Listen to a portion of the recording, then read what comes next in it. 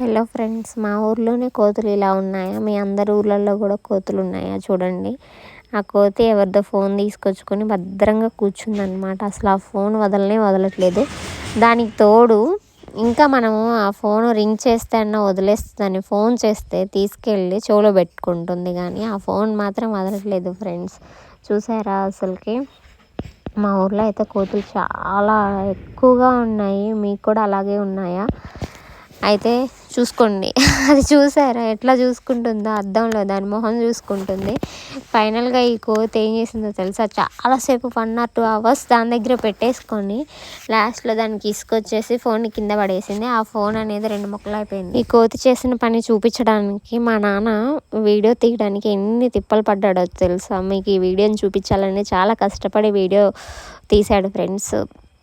అది ఎప్పుడో తెలుసా?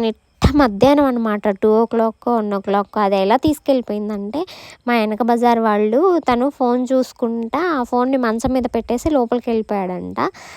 సో మంచం మీద ఉన్న ఫోన్ లాక్కొచ్చేసుకుంది. చాలాసేపు చెట్టు మీదే ఉంది, అస్సలు వదలలేదు. సో ఈ సన్నివేశం మీ అందరికీ చూపించాలని మా నాన్న చాలా కష్టపడి వీడియో తీశాడు ఫ్రెండ్స్. మీరందరూ ఒక లైక్ వేసుకోండి.